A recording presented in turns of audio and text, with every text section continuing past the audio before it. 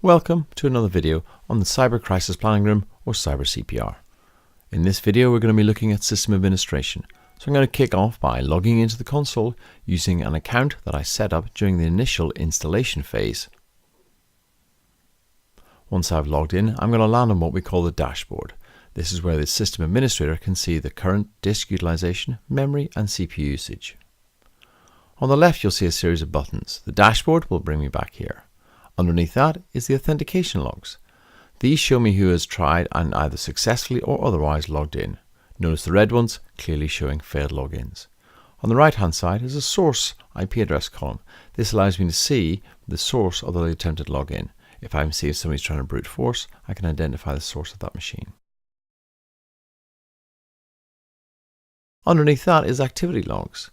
And these activity logs will show the actual in-incident activities. Notice how they're sanitized and do not show the system administrator what's going on.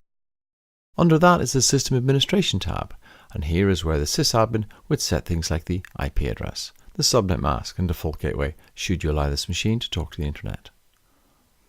Obviously we're going to be using SSL, and you might want to use your own SSL certificate, and here we allow you to either self-generate or install your own certificate into the web server. Under that is where we do the backup and restoration of CPR files. After that we have the licensing. Here you can see how many licenses you've used, and CPR uses an active user licensing mechanism. You can also see the license type. Should you wish to update or renew your license, this is where you'll simply click the button, paste your license in there into the box and hit activate, and then you'll have a new license mode. Finally, we now move to the system administration part of the user directory.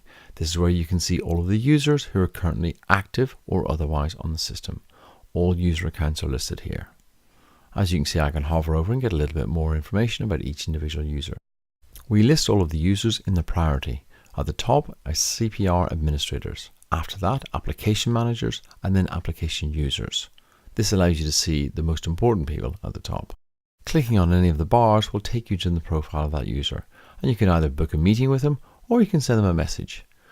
Note that these messages and meeting requests are outside any incident because this is the sysadmin, and sysadmin has no access to any incidents. If you click on the edit button, you can actually see any of the user accounts, and you can edit any feature or aspect of that. Telephone numbers, email addresses, and even the overall privileges, whether they be an application manager or an application user. You can also disable the account here by unchecking the active button. And finally, you'll see there is a time zone which allows you to set the time zone for the individual user. If you change any aspect of this, you will need your password to save those changes. So here we're going to show you how to add a user. Simply click Add User, insert the details, the first name, surname, email address, telephone number and username for that individual. Note that the email address must be unique in the system.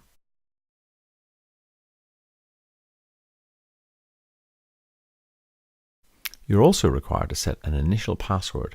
Notice how the password reset button is ticked and cannot be unticked. That is because all new users must have to reset their password upon initial account creation.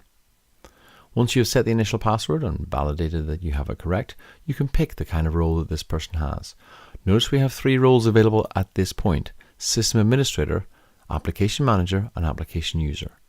If you select a system administrator at this point, this user will only ever be able to do system administration. If you select application manager or application user, they will only ever be able to use the application. We do not allow people to change between administration and using the system.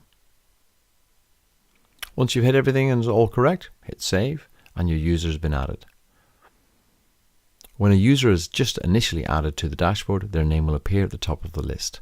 Simply refresh the page and their user account will be placed in the appropriate location. And that's it. That's a quick run through of the System Administration Console. In the next videos, we will show you how you can add an incident, deal with evidence and entities, and also generally use the application. Anything else, check out our website at www.cybercpr.com. Thank you.